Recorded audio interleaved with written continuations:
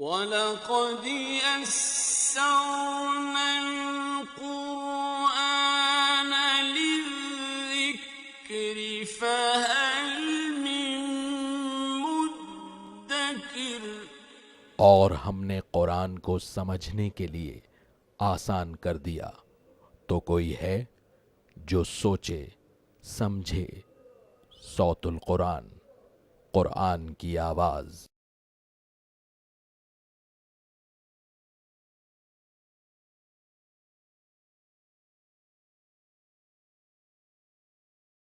نحمده ونصلي على رسوله الكريم اما بعد فاعوذ بالله من الشيطان الرجيم بسم الله الرحمن الرحيم ولو ان اهل الكتاب آمنوا واتقوا لكفرنا عنهم سيئاتهم ولادخلناهم جنات النعيم صدق اللہ العظیم۔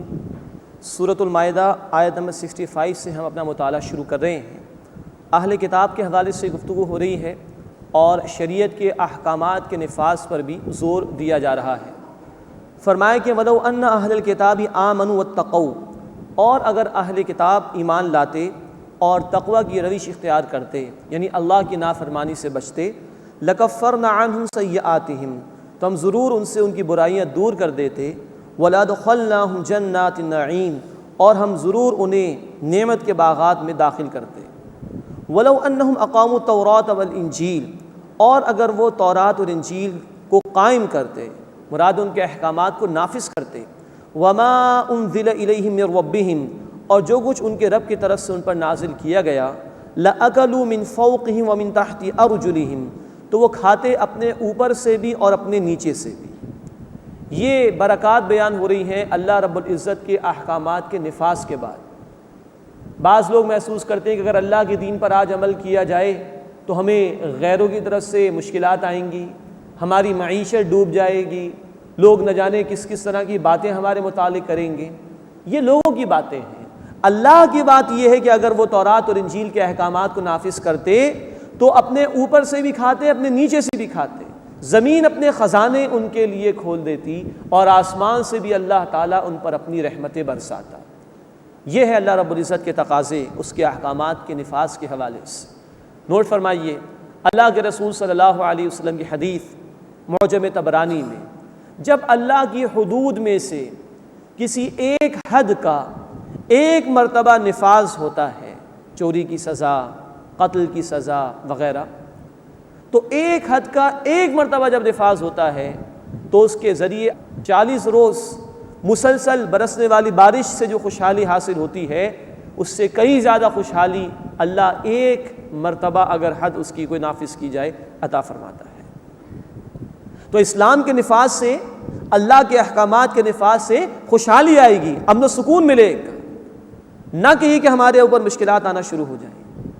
یہی وجہ ہے کہ آج نوٹ فرمائیے، دنیا میں اگر کسی جگہ اللہ کے ان احکامات کا نفاذ ہے یا کم از کم اس کے حدود اور تعزیرات کا نفاذ ہے، جیسے سعودی عربیہ، تو وہاں کرائم ریٹ دنیا میں سب سے کم ہے۔ اسی طرح ایک مثال پیش کی جا سکتی ہے غیروں کے ہاتھ سے، سوئٹزرلینڈ کی مثال ہے۔ 1935 سے لے کے 1985 تک 50 سال ان کے ہاں جو انٹرسٹ کا ریٹ تھا وہ دنیا میں سب سے کم تھا، 2.35%۔ سود حرام ہے ہمارے دین میں، لیکن بات یہ بیان ہو رہی ہے کہ اگر کہیں کم سے کم سود کا ریٹ تھا تو اس کی برکات دیکھیے ذرا۔ دنیا میں سب سے زیادہ پر کیپٹا انکم سوئٹزرلینڈ کے اندر رہی، ان ادوار کے اندر۔ دنیا میں سب سے کم ان امپلائمنٹ ریٹ 0.5% سوئٹزرلینڈ میں رہا۔ ہم یہ نہیں کہہ رہے کہ سود تھوڑا سا ہو تو وہ بھی چل جائے گا، قطعاً نہیں، قطعاً حرام ہے ہمارے دین کے اندر۔ اللہ اور اس کے رسول سے اعلان جنگ کے مترادف ہے سود، سورہ البقرہ آیت 279 کی روشنی میں۔ لیکن دنیا میں ایک ملک کے اندر، سوئٹزرلینڈ کے اندر کم از کم ریٹ تھا پوری دنیا میں سود کا، تو پر کیپٹا انکم سب سے زیادہ اور ان امپلائمنٹ ریٹ پوری دنیا میں سب سے کم تھا، 0.4%۔ تو یہ ہے جب اللہ کے احکامات کا نفاذ ہوگا تو آسمان سے بھی اللہ رحمت عطا فرمائے گا، زمین بھی اپنے خزانوں کو بندوں کے لیے کھول دے گی۔ اللہ ہمیں اس بات کا یقین عطا فرمائے۔ اب تورات اور انجیل تو انویلڈ کتابیں ہیں، اب وہ اللہ کا کلام تو نہیں، اس میں تو تحریف ہو گئی ہے، انسانی کلام بھی شامل ہو گیا۔ اب قرآن ہے ہمارے پاس، تو یہ وعدہ گویا اب ہمارے سے ہے اللہ کا کہ اگر ہم قرآن کے احکامات کو نافذ کریں، اللہ ہمیں اس کی توفیق عطا فرمائے تو ہمارے مسائل حل ہو جائیں گے، اللہ آسمان سے رحمتیں برسا دے گا، اللہ زمین سے خزانے ہمارے لیے کھول دے گا۔ شرط اس بات کی کہ ہمارا اس بات پر یقین ہو اور ہم اس کے لیے محنت کرنے پر تیار ہوں۔ اللہ ہمیں اس کی توفیق عطا فرمائے۔ فرمایا وَلَوْ أَنَّهُمْ أَقَامُوا التَّوْرَاةَ وَالْإِنْجِيلَ وَمَا أُنزِلَ إِلَيْهِم مِّن رَّبِّهِمْ، اور اگر وہ تورات اور انجیل کو قائم کرتے اور جو کچھ ان کے رب کی طرف سے ان پر نازل کیا گیا، لَأَكَلُوا مِن فَوْقِهِمْ وَمِن تَحْتِ أَرْجُلِهِمْ، تو وہ اپنے اوپر سے بھی کھاتے اور اپنے نیچے سے بھی کھاتے۔ مِنْهُمْ أُمَّةٌ مُّقْتَصِدَةٌ، ان میں سے ایک جماعت اعتدال پر ہے۔ یہ اہل کتاب کے نیک لوگوں کا ذکر ہے، جیسے یہود میں سے عبداللہ بن سلام رضی اللہ تعالیٰ عنہ، وہ عالم تھے، ایمان لے آئے تھے، حق کے متلاشی تھے۔ عیسائیوں میں سے نجاشی رحمۃ اللہ علیہ، حبشہ کے جو بادشاہ تھے، رقیق القلب تھے، حق کے متلاشی تھے، ایمان لے آئے تھے۔ ایسے لوگوں کا ذکر ہو رہا ہے۔ فرمایا کہ منہم امۃ مقتصدہ، ان میں سے ایک جماعت وہ اعتدال پر ہے، وکثیر منہم ساء ما یعملون، اور ان میں سے اکثر وہ ہیں جو برے کام کرتے ہیں، اکثریت نافرمانوں ہی کی ہے۔ یا ایھا الرسول بلغ ما انزل الیک من ربک، اے رسول صلی اللہ علیہ وسلم، جو کچھ آپ پر آپ کے رب کی طرف سے نازل کیا گیا اسے آپ پہنچا دیجیے۔ قرآن اللہ نے آپ کو عطا فرمایا، اور اہل ایمان اس بات کو مانتے ہیں قرآن کے علاوہ بھی اللہ کے رسول صلی اللہ علیہ وسلم پر وحی آتی تھی، جس کو عام اصطلاح میں ہم حدیث یا سنت کہتے ہیں۔ تو اے نبی، جو کچھ بھی آپ پر نازل کیا گیا اسے پہنچا دیجیے۔ اولاً اس میں قرآن ہے، وَإِن لَّمْ تَفْعَلْ، اور اگر آپ نے ایسا نہ کیا، فَمَا بَلَّغْتَ رِسَالَتَهُ، تو آپ نے اس اللہ کا پیغام نہیں پہنچایا۔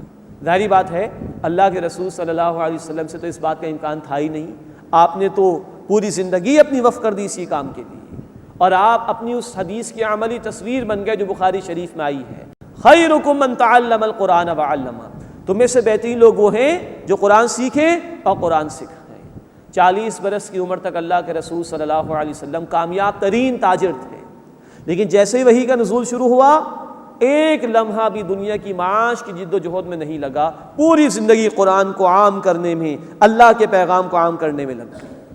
یہ اصل میں اہل ایمان کو کہا جا رہا ہے، ضرور پہنچاؤ جو کچھ اللہ نے اپنے حبیب صلی اللہ علیہ وسلم کے ذریعے سے عطا فرمایا، اور اگر نہیں پہنچایا قرآن کو، اللہ کی تعلیمات کو، تو رسالت کا حق ادا نہیں کیا۔ اب یہ ذمہ داری مسلمانوں کے کاندھوں پر ہے۔ ہم ختم نبوت کو مانتے ہیں، اب کوئی رسول نہیں آئیں گے، کوئی کتاب نہیں آئیں گی، اب محمد کریم صلی اللہ علیہ وسلم کے امتیوں کی ذمہ داری ہے کہ انسانیت تک اللہ کے پیغام کو پہنچائیں۔ سورہ البقرہ آیت 143، سورۃ الحج آیت 78 کا حاصل یہ ہے کہ انسانیت تک اللہ کے پیغام کو پہنچاؤ۔ اللہ ہمیں ذمہ داری کا احساس کرنے اور اس کو ادا کرنے کی توفیق عطا فرمائے۔ واللہ یعصمک من الناس، اور اے نبی صلی اللہ علیہ وسلم، اللہ لوگوں کے مقابلے میں آپ کی حفاظت فرمائے گا۔ آپ پوری دل جمعی کے ساتھ اللہ کے پیغام کو پہنچائیے، اللہ پر توکل کیجئے، اللہ ہی آپ کے حفاظت کے لیے کافی ہے۔ ان اللہ لا یہدی القوم الکافرین، بے شک اللہ تعالیٰ کافروں کی قوم کو ہدایت نہیں دیتا۔ اس کے بعد پھر اللہ کے احکامات کے نفاذ کا مطالبہ آ رہا ہے۔ قل یا اہل الکتاب لستم علی شیء، اے نبی صلی اللہ علیہ وسلم فرما دیجئے، اے اہل کتاب تمہاری کوئی حیثیت نہیں، حتی تقیموا التوراۃ والانجیل، جب تک کہ تم تورات اور انجیل کو قائم کر کے نہ دکھا دو، وما انزل الیکم من ربکم، اور جو کچھ نازل کیا گیا ہے تم پر تمہارے رب کی جانب سے۔ جب تک تورات اور انجیل کو نافذ نہیں کرتے، تمہاری کوئی حیثیت اللہ کی نگاہوں میں۔ اب نوٹ فرمائیے کہ آج تورات اور انجیل پر تو عمل نہیں ہو سکتا، ان کتابوں میں تحریف ہو چکی ہے۔ اب قرآن ہے اللہ کا آخری کلام، تو گویا اب ہم سے مطالبہ ہے کہ ہم اللہ کی اس کتاب کو نافذ کریں، اس کے احکامات پر عمل درآمد کریں اور کروانے کی کوشش کریں، اس کی تعلیمات پر مبنی نظام قائم کر کے انسانیت کے سامنے پیش کریں، یہ ہماری ذمہ داری ہے۔ اور اگر یہ کام نہ ہو، اہل ایمان ذمہ داری کو ادا نہ کریں، تو اللہ کی نگاہوں میں پھر ان کی کوئی حیثیت نہیں۔ اللہ نے عظیم ترین کلام عطا فرمایا، اپنی رحمانیت کے طفیل میں عطا فرمایا، الرحمن علم القرآن، رحمان نے قرآن کا علم سکھایا۔ یہ اس کی رحمانیت کا مظہر ہے، یہ قرآن چاہتا ہے اس کے احکامات کا نفاذ ہو، اور ہم پڑھ آئے ہیں اسی سورۃ المائدہ میں آیت نمبر 44، آیت نمبر 45، آیت نمبر 47، من لم يحكم بما انزل اللہ فاولئک هم الکافرون فاولئک هم الظالمون فاولئک هم الفاسقون۔ جو اللہ کے نازل کردہ کلام کے مطابق فیصلے نہیں کرتے وہی حقیقت اور عملی اعتبار سے کافر ہیں، ظالم یعنی مشرک، فاسق یعنی نافرمان۔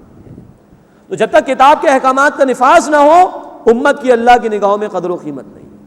اسی لیے آج امت اللہ کی رحمت سے دور ہے، دنیا کے کونے کونے میں مسلمان مظلوم ہیں، کشمیر اور فلسطین میں بہنے والا لہو، افغانستان اور عراق میں شہید ہونے والے ہمارے مسلمان بھائی، ہماری بہنیں، کونے کونے میں چپے چپے میں دنیا میں ظلم ہو رہا ہے، مسلمانوں پر ہو رہا ہے۔ بنیادی وجہ یہ کہ آج اللہ کی مدد ہمارے شامل حال نہیں، آج اللہ کی رحمت ہمارے شامل حال نہیں۔ اس کی مدد آتی ہے جب اس کے دین کے لیے محنت کی جائے۔ اللہ تعالیٰ فرماتے ہیں سورہ محمد صلی اللہ علیہ وسلم آیت نمبر 7، ان تنصروا اللہ ینصرکم، اگر تم اللہ کی مدد کرو گے، اس کے دین کے لیے محنت کرو گے، اللہ تمہاری مدد فرمائے گا۔ یہی پیغام اللہ نے دہرایا سورۃ الحج آیت نمبر 40 میں، وَلَيَنْصُرَنَّ اللَّهُ مَن يَنْصُرُهُ، اللہ لازماً اس کی مدد فرمائے گا جو اللہ کی یعنی اللہ کے دین کی مدد کرے گا۔ تو آج ہم سے یہ خطاب ہے، جب تک قرآن کے احکامات کا نفاذ نہ ہو اللہ کی نگاہوں میں کوئی حیثیت نہیں۔ اللہ ہمیں توفیق دے، اللہ ہمیں سمجھ دے اس بات کی، ہم مانیں کہ یہ ذمہ داری ہماری ہے، اور ہمیں اللہ مل جل کر اپنے احکامات کے نفاذ کے لیے، اپنے قرآن کی تعلیمات کے نفاذ کے لیے محنت کرنے کی توفیق عطا فرمائے۔ تبھی اللہ ہم سے راضی ہوگا، تبھی اللہ کی رحمتیں ہمیں مل سکیں گی۔ اللہ ہمیں اس کی توفیق عطا فرمائے۔ قل یا اہل الکتاب لستم علی شیء، اے نبی صلی اللہ علیہ وسلم فرما دیجئے اے اہل کتاب تمہاری کوئی حیثیت نہیں، حتی تقیموا التوراۃ والانجیل، جب تک کہ تم تورات اور انجیل کو قائم نہ کر دو، وما انزل الیکم من ربکم، اور جو کچھ تمہارے رب کی جانب سے تم پر نازل کیا گیا ہے، وَلَيَزِيدَنَّ كَثِيرًا مِّنْهُمْ مَا أُنزِلَ إِلَيْكَ مِن رَّبِّكَ طُغْيَانًا وَكُفْرًا، اور اے نبی صلی اللہ علیہ وسلم ان میں سے اکثر کی سرکشی اور کفر میں اس کی وجہ سے جو آپ پر آپ کے رب کی طرف سے نازل کیا گیا ہے اضافہ ہی ہوتا رہے گا۔ فَلَا تَأْسَ عَلَى الْقَوْمِ الْكَافِرِينَ، تو آپ کفار کی قوم پر افسوس نہ کیجیے، کیونکہ ہدایت کی نیت اور طلب دل میں نہیں ہے، تو کتنا ہی حق نازل ہو جائے ان کی سرکشی اور کفر میں اضافہ ہی ہوتا رہے گا۔ دیکھیے انسان کا معدہ اگر درست ہو تو معمولی سی غذا بھی کافی رہے گی اور اس کی باڈی صحیح طرح فنکشن کرتی رہے گی، لیکن انسان کا اسٹمک ڈسٹرب ہو تو بہترین سے بہترین غذا اس کو دے دی جائے وہ اس کے لیے نقصان دہ ہوگی۔ اسی طرح کا معاملہ ہدایت کے اعتبار سے ہے، دل میں سچی تڑپ اور لگن ہو تو چند آیات بھی ہدایت کے لیے کافی ہیں، لیکن دل میں ہدایت کی تڑپ اور لگن نہ ہو تو کتنا ہی قرآن نازل ہو جائے گا ان کی سرکشی اور کفر میں اضافہ ہی ہوتا چلا جائے گا۔ اس کے بعد آیت نمبر 69 آ رہی ہے، اس میں یہ ذکر کیا جا رہا ہے کہ ہر دور میں جن لوگوں نے بھی اپنے وقت کے رسول کی پکار پر لبیک کہا، ایمان کے تقاضوں پر عمل کیا، ان کے لیے نجات ہے۔ فرمایا کہ ان الذین آمنوا، بے شک وہ لوگ جو ایمان لائے، والذین ہادوا، اور جو یہودی ہوئے، والصابئون، اور جو صابی ہوئے، والنصارى، اور نصارى، من آمن باللہ والیوم الآخر وعمل صالحا، جو بھی ایمان لایا اللہ پر اور آخرت کے دن پر اور اس نے عمل کیا نیک، فلا خوف علیہم ولا هم يحزنون، تو ایسے لوگوں پر نہ کوئی خوف ہوگا اور نہ وہ غمگین ہوں گے۔ اسی طرح کی ایک آیت ہم نے پڑھی تھی سورۃ البقرہ آیت نمبر 62 میں بھی۔ اس آیت اور اس آیت کی روشنی میں بعض لوگ یہ فتنہ پیش کرنے کی کوشش کرتے ہیں کہ رسالت کی ضرورت نہیں ہے۔ دیکھیے اللہ تعالیٰ فرما رہے جو اللہ پر ایمان لایا، آخرت پر ایمان لایا، اور جس نے عمل نہیں کیا اس پر نہ کوئی خوف ہوگا نہ وہ غمگین ہوگا۔ یہ انتہائی غلط تعبیر ہے قرآن حکیم کی۔ قرآن کی کسی ایک آیت کو لے کر کفر کا اور نجات کا فیصلہ نہیں کیا جا سکتا، متعلقہ تمام آیات کو سامنے رکھنا چاہیے۔ چنانچہ نوٹ فرمائیے سورۃ البقرہ آیت نمبر 8 میں کچھ منافقین کا ذکر ہے جو اللہ اور آخرت پر ایمان رکھنے کا دعویٰ کرتے تھے۔ اللہ نے فرمایا وما ہم بمؤمنین، وہ ایمان والے نہیں ہیں، اس لیے کہ وہ رسالت کا اقرار ہی نہیں کرتے۔ پھر سورہ النساء آیت نمبر 150 اور 151 میں اللہ نے فرمایا جو رسولوں میں سے کسی کو مانے کسی کو نہ مانے وہ پکے کافر ہیں۔ رسالت کی اہمیت وہاں واضح کی گئی۔ پھر سورۃ الحدید آیت نمبر 28 میں کہا گیا کہ اللہ کا تقوی اختیار کرو اور رسول پر ایمان لاؤ، اللہ دوہرا اجر عطا فرمائے گا۔ وہاں آخرت پر ایمان کا ذکر نہیں۔ تو قرآن کی کسی ایک آیت سے فیصلہ نہیں کیا جا سکتا۔ دوسری بات یہ کہ ہر دور کے اہل ایمان کا ذکر کیا جا رہا ہے اصل میں، اور یہ بتایا جا رہا ہے کہ نجات، کامیابی کسی گروہ سے منسلک ہو جانے میں نہیں، بلکہ اس بات میں ہے کہ کون ایمان لاتا ہے اور اس کے تقاضوں پر عمل کرتا ہے۔ تو اپنے اپنے دور میں جو لوگ بھی اپنے وقت کے رسول پر ایمان لائے اور ان کی تعلیمات پر عمل کیا، اللہ تعالیٰ کے ہاں ان کے لیے کامیابی ہوگی۔ اس کے بعد یہود کا ذکر ہو رہا ہے۔ لقد اخذنا میثاق بنی اسرائیل، یقیناً ہم نے بنی اسرائیل سے عہد لیا، وارسلنا الیہم رسلا، اور ہم نے ان کی طرف رسولوں کو بھیجا، کلما جاءہم رسول بما لا تہوی انفسہم، جب بھی ان کے پاس کوئی رسول آئے اس حکم کے ساتھ کہ جو ان کے دل نہیں چاہتے تھے، فریقاً کذبوا، تو ایک فریق کو ان لوگوں نے جھٹلایا، وفریقاً یقتلون، اور ایک گروہ کو انہوں نے قتل کیا۔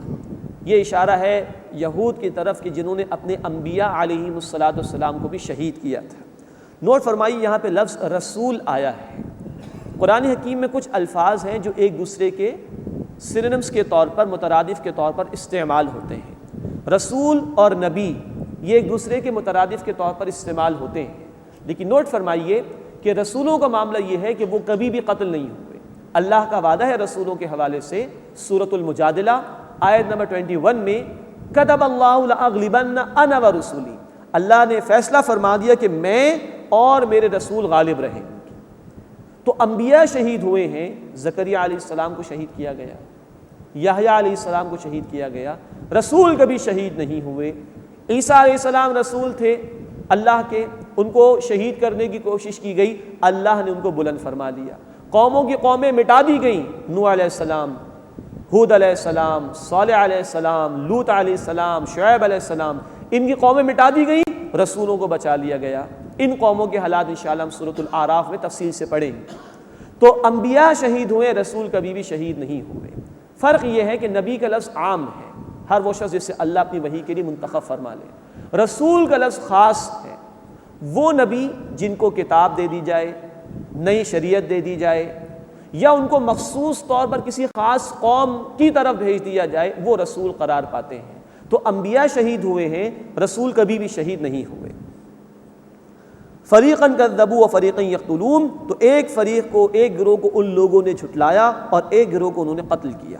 وَحَسِبُوا أَلَّا تَكُونَ فِتْنَةٌ، اور انہوں نے گمان کیا کہ کوئی عذاب نہیں آئے گا ان پر۔ فَعَمُوا وَصَمُّوا، پھر وہ اندھے ہو گئے اور بہرے ہو گئے، اور پھر نافرمانی خوب انہوں نے کی۔ ثُمَّ تَابَ اللَّهُ عَلَيْهِمْ، پھر اللہ نے ان پر نظر کرم فرمائی۔ ثُمَّ عَمُوا وَصَمُّوا كَثِيرٌ مِّنْهُمْ، پھر ان میں سے اکثر اندھے اور بہرے ہو گئے۔ وَاللَّهُ بَصِيرٌ بِمَا يَعْمَلُونَ، اور اللہ خوب دیکھتا ہے جو کچھ کہ وہ کرتے ہیں۔ یہ اشارہ اس بات کی طرف ہے کہ اللہ نے بنی اسرائیل کو کئی مرتبہ موقع دیا۔ ان پر ایک عذاب اللہ کی طرف سے آیا 587 BCE، 587 برس قبل مسیح، عیسیٰ علیہ السلام سے 587 برس پہلے۔ بخت نصر نامی بادشاہ آیا عراق سے، اور اس نے آ کے یروشلم کی اینٹ سے اینٹ بجا دی، 6 لاکھ یہودی اس سے قتل کیے، 6 لاکھ کو گرفتار کر کے لے گیا۔ ان کی نافرمانیوں کی وجہ سے یہ عذاب ان پر آیا۔ پھر اللہ تعالیٰ نے ثم تاب اللہ علیہم، ان پر نظر کرم فرمائی۔ 549 BCE، 549 قبل مسیح میں ایران کا بادشاہ سائرس کے نام سے جو مشہور ہے، اس نے آ کے ان کو نجات دلائی۔ پھر انہوں نے نافرمانیاں کی، یہاں تک کہ انبیاء کو شہید کیا، پھر ان پر اللہ تعالیٰ کا عذاب آیا۔ واللہ بصیر بما یعملون، بس اللہ خوب دیکھتا ہے جو کچھ کہ وہ کرتے ہیں۔ اب نصارہ کا ذکر ہو رہا ہے۔ لقد کفر الذین قالوا ان اللہ هو المسیح ابن مریم، بے شک ان لوگوں نے کفر کیا جنہوں نے کہا کہ یقیناً اللہ ہی مسیح ابن مریم ہے، معاذ اللہ ثم معاذ اللہ۔ یہ ان کا بھونڈا عقیدہ گاڈ انکارنیشن کا، کہ اللہ ہی نے عیسیٰ کی صورت اختیار کر لی اور اس پہ حلول کر گئے، معاذ اللہ ثم معاذ اللہ۔ قرآن اس کی نفی کرتا ہے۔ وقال المسیح یا بنی اسرائیل اعبدوا اللہ ربی وربکم، اور عیسیٰ علیہ السلام نے کہا کہ اے بنی اسرائیل، اللہ کی عبادت کرو جو میرا بھی رب ہے اور تمہارا بھی رب ہے۔ وہ اللہ کے رسول اور اللہ کے بندے تھے، اور اللہ ہی کی عبادت کی انہوں نے تلقین کی تھی۔ چنانچہ آج بھی جو متی کی انجیل ہے، book of Matthew chapter number 4 اور اس کی ورس نمبر 10، اس میں یہ الفاظ عیسیٰ علیہ السلام کے موجود ہیں، اے لوگو ایک اللہ کی عبادت کرو اور وہی تمہارا معبود ہے، اس کے سوا کسی کو نہ پوجو، اس کے سوا کسی کی عبادت نہ کرو۔ تو Matthew chapter number 14 verse number 10 میں یہ الفاظ آج بھی عیسیٰ علیہ السلام کے حوالے سے موجود ہیں۔ انہوں نے ایک ہی اللہ کی عبادت کی دعوت دی تھی۔ اللہ رب العزت نے فرمایا انہ من یشرک باللہ، بے شک جو اللہ تعالیٰ کے ساتھ کسی کو شریک کرے، فقد حرم اللہ علیہ الجنہ، تو یقیناً اللہ نے اس پر جنت حرام فرما دی ہے، ومأواہ النار، اور اس کا ٹھکانہ آگ ہے، وما للظالمین من انصار، اور ظالموں کے لیے کوئی مددگار نہیں ہوگا۔ اللہم اجرنا من النار، اے اللہ ہمیں آگ کے عذاب سے محفوظ فرما، اے اللہ ہمیں ہر قسم کے شرک سے بچنے کی توفیق عطا فرما۔ لقد کفر الذین قالوا ان اللہ ثالث ثلاثہ، یقیناً ان لوگوں نے بھی کفر کیا جنہوں نے کہا کہ بے شک اللہ تین میں کا ایک ہے، معاذ اللہ۔ یہ ان کا دوسرا بھونڈا عقیدہ ٹرینٹی کا، God the Father, God the Son, God the Holy Ghost, معاذ اللہ۔ خدا، عیسیٰ اور جبرائیل مل کر یہ تین خدا، اور ہر ایک اپنی اپنی جگہ ایک خدا، معاذ اللہ ثم معاذ اللہ۔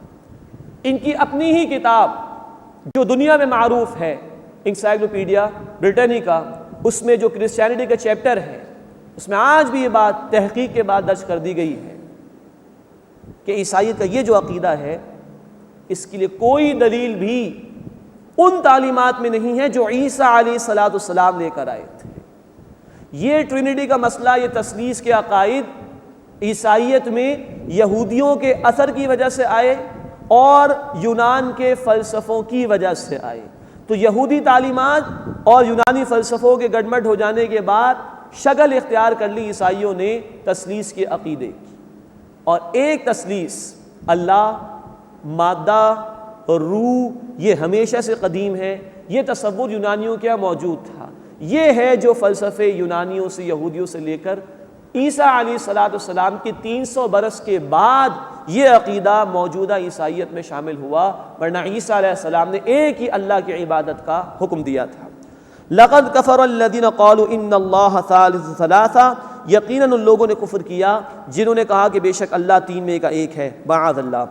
وما من الہ الا الہ واحد، اور اس اللہ کے سوا کوئی معبود نہیں ہے، وہ معبود واحد ہے، یکتا ہے۔ وَإِن لَّمْ يَنْتَهُوا عَمَّا يَقُولُونَ، اور اگر وہ اس سے باز نہ آئے جو کچھ کہ وہ کہتے ہیں، لَيَمَسَّنَّ الَّذِينَ كَفَرُوا مِنْهُمْ عَذَابٌ أَلِيمٌ، تو ان میں سے جنہوں نے کفر کیا انہیں ضرور دردناک عذاب پہنچے گا۔ أَفَلَا يَتُوبُونَ إِلَى اللَّهِ وَيَسْتَغْفِرُونَهُ، تو پس وہ توبہ کیوں نہیں کرتے اللہ کے حضور میں اور اس سے بخشش کیوں نہیں مانگتے؟ واللہ غفور الرحیم، اور اللہ بخشنے والا، رحم فرمانے والا ہے۔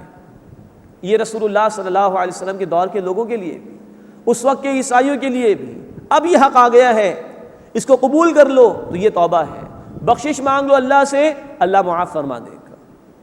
اور نوٹ فرمائیے، قرآن ابد الآباد کے لیے ہدایت ہے نا۔ آج بھی عیسائیوں کے لیے موقع ہے کہ وہ توبہ کر لیں اور اللہ سے بخشش مانگ لیں، تو اللہ بخش دینے والا، رحم فرمانے والا ہے۔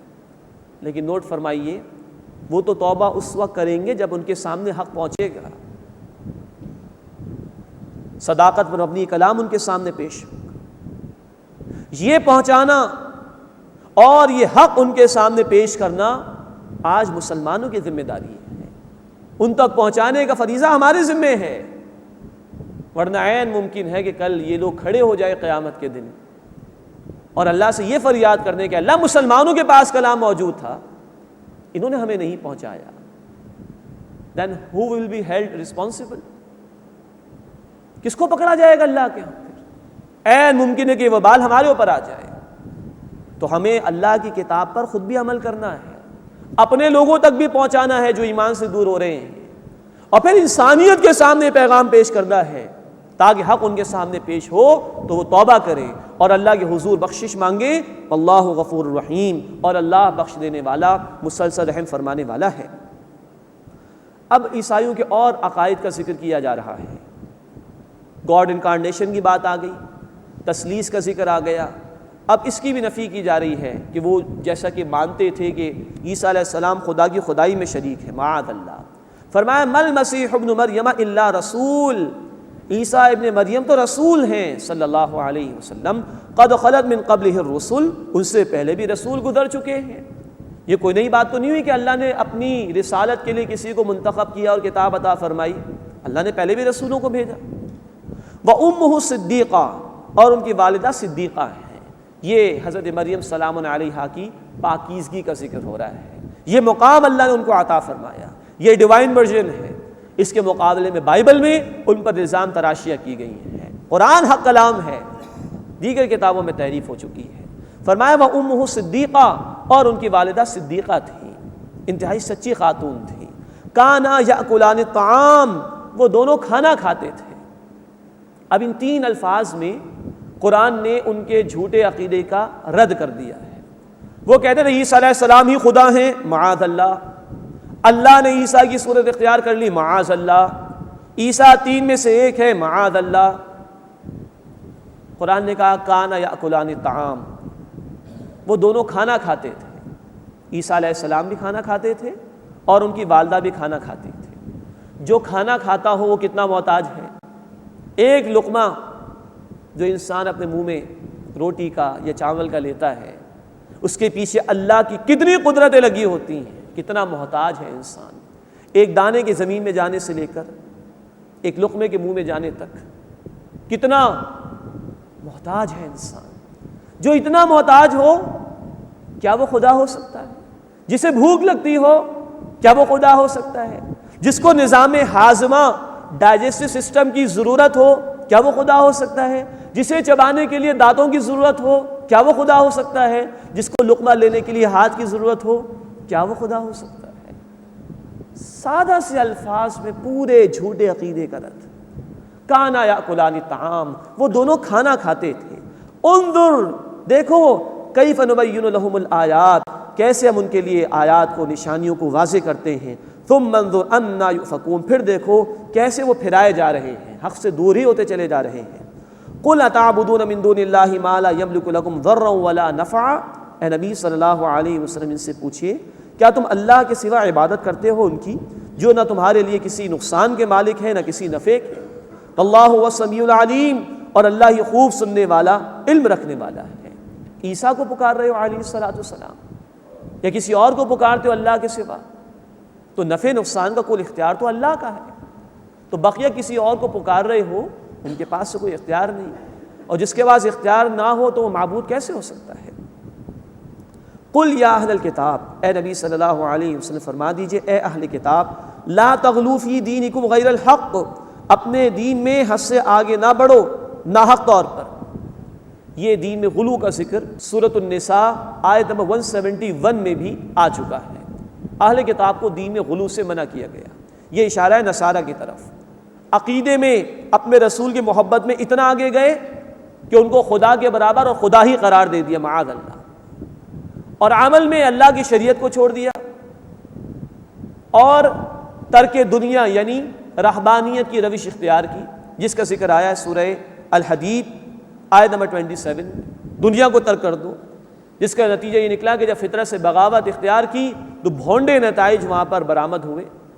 ناجائز تعلقات پادریوں کے عورتوں کے ساتھ، پھر ناجائز بچوں کی ولادت، اور ان کو زندہ دفن کر دیا جاتا تھا تہہ خانوں کے اندر، چرچز کے. یہ ہے سیاہ تاریخ جب فطرت سے بغاوت اختیار کی گئی عیسائیت میں رہبانیت کے نام پر. فرمایا کہ قل یا اہل الکتاب، اے اہل کتاب، لا تغلوا فی دینکم غیر الحق، اپنے دین میں ناحق حد سے آگے نہ بڑھو، غلو نہ کرو، زیادتی نہ کرو. ولا تتبعوا اہواء قوم، اور اس قوم کے لوگوں کی خواہشات کی پیروی اختیار نہ کرو، قد ضلوا من قبل، جو اس سے قبل گمراہ ہو چکے، واضلوا کثیرا، اور بہت سے کو انہوں نے گمراہ کیا، وضلوا عن سواء السبیل، اور سیدھے راستے سے بہت زیادہ وہ بھٹک گئے. یہ اشارہ ہے کہ جو انہوں نے یونانی فلسفوں کو اختیار کیا تھا، جس کا ذکر انسائکلوپیڈیا بریٹانیکا میں کرسچینٹی کے چیپٹر میں بیان کیا گیا ہے کہ عیسائیت میں یہ تثلیث کے عقیدے اور دیگر خرافات یہ یونانی فلسفوں کے اثر کی وجہ سے اور کچھ یہودیوں کی تعلیمات کی وجہ سے آئے. تو کہا جا رہا ہے کہ ان لوگوں کی خواہشات کی پیروی نہ کرو جو تم سے پہلے ہو گزرے ہیں، جو خود بھی گمراہ ہوئے اور بہت سے لوگوں کو انہوں نے گمراہ کیا اور خود بھی سیدھے راستے سے بھٹک گئے۔ لعن الذین کفروا من بنی اسرائیل علی لسان داؤد وعیسی ابن مریم، بنی اسرائیل میں سے جن لوگوں نے کفر کیا ان پر داؤد علیہ السلام اور عیسیٰ علیہ السلام کی زبان سے لعنت کی گئی۔ ذالک بما عصوا، یہ اس لیے کہ انہوں نے نافرمانی کی، وَكَانُوا يَعْتَدُونَ، اور وہ حد سے بڑھ جاتے تھے، كَانُوا لَا يَتَنَاهَوْنَ عَن مُنكَرٍ فَعَلُوهُ، وہ ایک دوسرے کو برے کام سے جو کچھ وہ کرتے تھے روکتے نہیں تھے، لَبِئْسَ مَا كَانُوا يَفْعَلُونَ، بہت برا ہے جو کچھ وہ کرتے تھے۔ یہاں اللہ نے اپنی سزا کا ذکر کیا ہے، بنی اسرائیل کے لوگوں پر اللہ کے رسولوں داؤد علیہ السلام اور عیسیٰ علیہ السلام کے ذریعے سے لعنت کرائی گئی، اندازہ کیجیے اس کا۔ اور اس لعنت کے الفاظ آج بھی بائبل میں موجود ہیں۔ میتھیو یعنی متی کی انجیل چیپٹر نمبر 23 اس کی آیت نمبر 31 اور 32 میں عیسیٰ علیہ السلام کے یہ الفاظ موجود ہیں کہ تم جہنم سے بچ نہیں سکو گے، یہ الفاظ آج بھی موجود ہیں۔ یہ لعنت اللہ نے اس لیے فرمائی کہ وہ نافرمانی کرتے تھے، حد سے گزر جاتے تھے اور خاص طور پر ایک دوسرے کو برائی سے روکتے نہیں تھے۔ اس کا ذکر اللہ کے رسول صلی اللہ علیہ وسلم نے بھی فرمایا ابو داؤد شریف کی روایت میں۔ آپ نے فرمایا کہ بنی اسرائیل میں اللہ کا عذاب اس طریقے پر آیا کہ اول تو جب وہ ایک دوسرے کو برائی کرتا ہوا دیکھتے تھے تو روکنے کی کوشش کرتے تھے، پھر جب دوبارہ ان کی ملاقات ہوتی تھی اور وہ شخص اسی برائی میں ملوث رہتا تھا تو انہوں نے روکنا چھوڑ دیا۔ پھر وقت آیا کہ ان کے دل اللہ نے ان برائی کرنے والوں کے جیسے ہی بنا دیے اور پھر ان پر اللہ کی طرف سے لعنت کی گئی۔ پھر یہ آیت اللہ کے رسول صلی اللہ علیہ وسلم نے تلاوت فرمائی اور فرمایا کہ اس طرح بنی اسرائیل پر لعنت کی گئی۔ تو برائیوں سے روکنے کا فریضہ یہ امت کی ذمہ داری، نبی صلی اللہ علیہ وسلم کی امت کو اسی کام کے لیے پیدا کیا گیا۔ سورہ آل عمران آیت نمبر 110 اور سورہ آل عمران آیت نمبر 104 میں ہماری یہ ذمہ داری بیان کی گئی کہ ہم نیکی کا حکم دیں اور برائی سے روکیں۔ اللہ کے رسول نے فرمایا صلی اللہ علیہ وسلم، جامع ترمذی کی حدیث ہے، فرمایا کہ تم لازماً نیکی کا حکم دو گے، لازماً برائی سے روکو گے، اور اگر تم نے ایسا نہیں کیا تو تم پر اللہ کا عذاب آئے گا، پھر تم دعائیں کرو گے اور تمہاری دعائیں قبول نہیں کی جائیں گی۔ یہ ہے اللہ کے عذاب کے آنے کی وجوہات میں سے ایک بہت بڑی وجہ کہ لوگ اصلاح کے عمل کو چھوڑ دیں اور برائی سے روکنے کے عمل کو چھوڑ دیں۔ ہم انشاءاللہ پڑھیں گے سورۃ الاعراف رکوع نمبر 21 میں کہ اللہ کے عذاب سے صرف وہی لوگ بچائے جاتے ہیں جو خود بھی برائی سے بچنے والے اور دوسروں کو بھی برائی سے روکنے والے۔ آج جو ہم اللہ کے مختلف عذابوں کے کیفیات میں دو چار ہیں، کہیں زلزلے آ رہے ہیں، کہیں طوفان آ رہے ہیں، کہیں قحط سالی کا دورہ ہے، کہیں بے روزگاری کے ریٹ میں اضافہ ہو گیا ہے، کہیں آمدنی میں برکتیں ختم ہو گئی ہیں۔ یہ طرح طرح کے عذابوں کی کیفیات، ان کی وجوہات میں سے ایک اہم ترین وجہ یہ ہے کہ لوگوں نے برائی سے روکنے کے عمل کو چھوڑ دیا، اصلاح کے عمل کو چھوڑ دیا۔ اسی وجہ سے بنی اسرائیل پر لعنت کی گئی تھی۔ اللہ ہمیں اس لعنت سے محفوظ فرمائے، ہمیں خود نیک بننے اور نیکی کو عام کرنے کی توفیق عطا فرمائے، ہمیں خود بدی سے بچنے اور دوسروں کو بھی روکنے کی توفیق عطا فرمائے۔ فرمایا کانوا لا یتناہون عن منکر فعلوا، وہ ایک دوسرے کو برے کام سے جو وہ کرتے تھے روکتے نہیں تھے۔ لبئس ما کانوا یفعلون، بہت برا ہے جو وہ کرتے تھے۔ ترى كثيرا منهم يتولون الذين كفروا، اے نبی صلی اللہ علیہ وسلم آپ ان میں سے اکثر کو دیکھیں گے وہ کافروں سے دوستی اختیار کرتے ہیں۔ یہ منافقین کا بیان ہو رہا ہے۔ لبئس ما قدمت لهم انفسهم ان سخط اللہ علیہم، برا ہے جو آگے بھیجا خود انہوں نے اپنے لیے کہ ان پر اللہ غضبناک ہوا۔ وفی العذاب هم خالدون، اور وہ ہمیشہ عذاب میں رہنے والے ہیں۔ ولو كانوا يؤمنون باللہ، اور اگر وہ اللہ پر ایمان رکھتے، والنبی اور نبی صلی اللہ علیہ وسلم پر ایمان رکھتے، وما انزل الیہ اور جو ان صلی اللہ علیہ وسلم پر نازل کیا اس پر ایمان رکھتے، متخذوہم اولیاء تو انہیں دوست نہ بناتے۔ یہ اشارہ اس بات کی طرف کہ اگر اللہ پر ایمان ہو، اللہ کے نبی علیہ الصلوۃ والسلام پر ایمان ہو، اور جو کچھ اللہ نے اپنے حبیب صلی اللہ علیہ وسلم پر نازل فرمایا اس پر ایمان ہو، تو پھر دوستیاں کفار کے ساتھ نہیں ہوں گی، پھر ہمدردیاں یہود و نصارہ کے ساتھ نہیں ہوں گی۔ معلوم ہوا کہ اہل ایمان کو چھوڑ کر کفار سے دوستیاں کرنا یہ ایمان کے خلاف ہے۔ وَلَٰكِنَّ كَثِيرًا مِّنْهُمْ فَاسِقُونَ، لیکن ان میں سے اکثر نافرمان ہیں۔ اس کے بعد بتایا جا رہا ہے کہ اہل ایمان کی دشمنی میں سب سے زیادہ پیش کون ہے؟ فرمایا لَتَجِدَنَّ أَشَدَّ النَّاسِ عَدَاوَةً لِلَّذِينَ آمَنُوا الْيَهُودَ وَالَّذِينَ أَشْرَكُوا، تم لوگوں میں سے اہل ایمان کی دشمنی میں سب سے زیادہ پاؤ گے ان کو جو یہودی ہیں اور جنہوں نے شرک کیا۔ سب سے بڑے دشمن اہل ایمان کی یہود اور پھر مشرکین۔ دور نبوی صلی اللہ علیہ وسلم میں بھی سب سے زیادہ سازشیں کرنے والے یہود تھے۔ انہوں نے ہی نبی صلی اللہ علیہ وسلم کو زہر دینے کی بھی کوشش کی۔ ایک مرتبہ آپ صلی اللہ علیہ وسلم کے اوپر پتھر گرا کر آپ کو شہید کرنے کی ناکام کوشش کی۔ جادو کے ذریعے سے آپ کو نقصان پہنچانے کی کوشش کی۔ مشرکین کو ورغلا کر مسلمانوں کے خلاف اقدامات پر آمادہ کیا۔ یہ دور نبوی میں بھی مسلمانوں کے سب سے بڑے دشمن تھے، اور آج بھی بلا شبہ مسلمانوں کے خلاف عیسائی دنیا کو اکسانے والے سب سے زیادہ یہود ہیں۔ اپنے میڈیا کے ذریعے سے، اپنی فائنینشیل ریسورسز کے ذریعے سے وہ مسلمان تو کیا پوری دنیا پر قبضہ کرنے کے منصوبے بنا کر بیٹھے ہوئے ہیں، اور ان کے منصوبوں میں گریٹر اسرائیل کا منصوبہ بھی شامل ہے۔ وہ دیگر انسانوں کو جو کہ یہودی نہیں ہیں جینٹائل سمجھتے ہیں، جانور سے بھی بدتر سمجھتے ہیں، اور اپنا حق سمجھتے ہیں کہ ان کا خون پسینے کا مال کمائیں اور ان کے اوپر حکمرانی کریں۔ تو اہل ایمان کی دشمنی میں سب سے بڑھ کر یہودی، اور فرمایا کہ والذین اشرکوا، اور وہ جنہوں نے شرک کیا۔ یہ مشرکین مکہ کی طرف بھی اشارہ ہے۔ آج کے حالات میں، آج کے سینیریو میں بھی غور فرمائیے تو یہود اور ہنود یعنی ہندو جو کہ آج کے دور کے مشرک ہیں، ان کا گٹھ جوڑ ہے مسلم امہ کے خلاف اس کو مٹانے کے لیے۔ فرمایا کہ لَتَجِدَنَّ أَشَدَّ النَّاسِ عَدَاوَةً لِلَّذِينَ آمَنُوا الْيَهُودَ وَالَّذِينَ أَشْرَكُوا، تم ایمان لانے والوں کی دشمنی میں لوگوں میں سے سب سے زیادہ شدید پاؤ گے یہود کو اور ان کو جنہوں نے شرک کیا۔ وَلَتَجِدَنَّ أَقْرَبَهُمْ مَوَدَّةً لِلَّذِينَ آمَنُوا، اور تم اہل ایمان کی دوستی میں سب سے زیادہ قریب پاؤ گے الَّذِينَ قَالُوا إِنَّا نَصَارَىٰ، انہیں جنہوں نے کہا کہ ہم نصارہ ہیں۔ ذَلِكَ بِأَنَّ مِنْهُمْ قِسِّيسِينَ وَرُهْبَانًا، یہ اس لیے کہ ان میں علماء بھی ہیں اور درویش بھی ہیں۔ وَأَنَّهُمْ لَا يَسْتَكْبِرُونَ، اور یہ کہ وہ تکبر نہیں کرتے۔ اب یہ دوسرا رخ بیان ہو رہا ہے، اہل ایمان کی دوستی میں سب سے قریب ترین نصارہ، لیکن نوٹ فرمائیے یہ خاص طور پر اشارہ ہے نبی صلی اللہ علیہ وسلم کے دور کے نصارہ کی طرف، جن کے متعلق مفسرین نے فرمایا کہ جو حق پر قائم تھے، حق کے متلاشی تھے، ان نصارہ کی طرف اشارہ ہے جو عیسیٰ علیہ السلام کی تعلیمات پر کاربند تھے۔ چنانچہ نبی صلی اللہ علیہ وسلم جب ابو طالب کے ساتھ ایک تجارتی قافلے کے ساتھ گئے تھے تو بحیرہ راہب نے آپ صلی اللہ علیہ وسلم کو دیکھا تھا۔ ورقہ بن نوفل جب پہلی وحی نازل ہوئی تو حضرت خدیجہ الکبریٰ رضی اللہ تعالی عنہا رسول اللہ صلی اللہ علیہ وسلم کو ورقہ بن نوفل کے پاس لے گئی تھیں، وہ بھی پہچان گئے تھے۔ اسی طرح روم کا بادشاہ جب اس کے سامنے ابو سفیان جو اس وقت ایمان نہیں لائے تھے، انہوں نے نبی صلی اللہ علیہ وسلم کی نشانیاں پیش کی تو وہ بھی مان گیا کہ یہ برحق رسول ہیں۔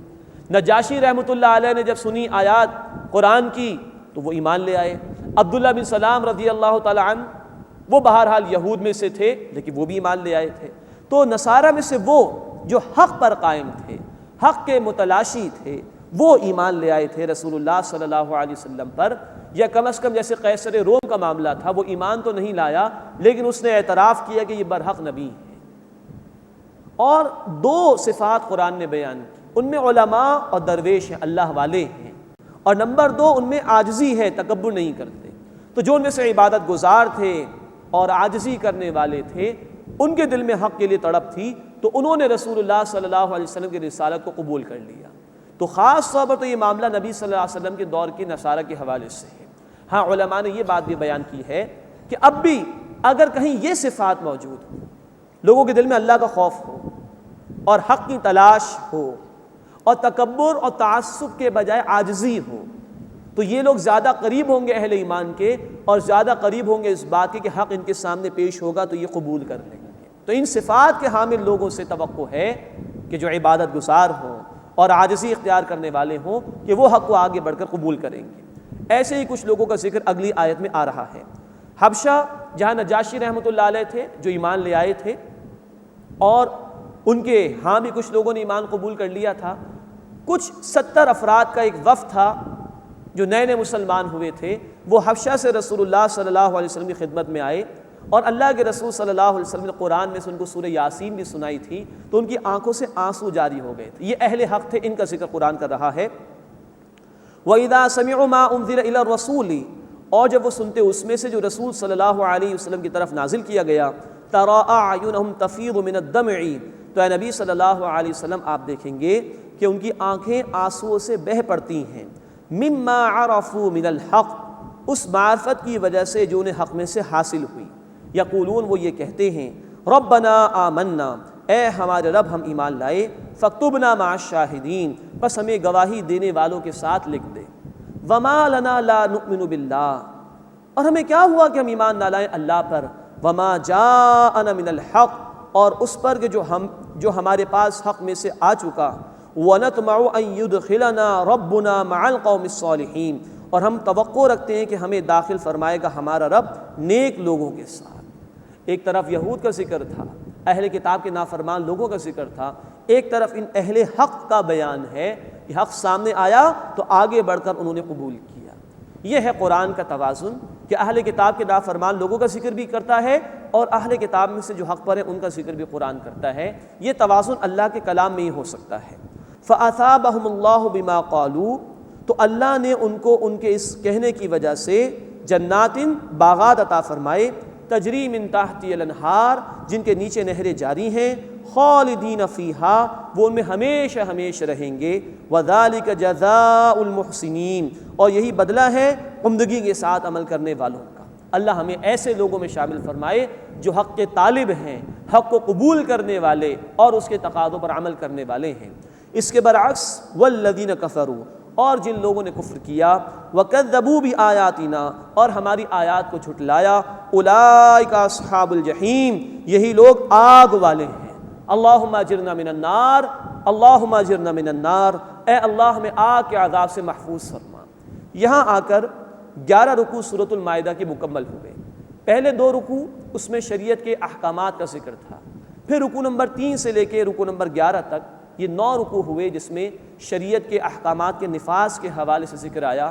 اہل کتاب نے فراموش کر دیا اللہ کے احکامات کو، اس کا ذکر بھی آیا، اور ہم سے مطالبہ ہوا کہ اللہ کے ان احکامات کو نافذ کرو۔ اللہ کی کتاب چاہتی ہے کہ اس کے احکامات پر عمل کیا جائے اور اس کو نافذ کیا جائے۔ اللہ ہمیں اپنے دین کے تقاضوں پر عمل کرنے اور اپنے دین کے احکامات کو نافذ کرنے کی توفیق عطا فرمائے۔ آمین یا رب العالمین۔ وآخر دعوانا ان الحمد للہ رب العالمین۔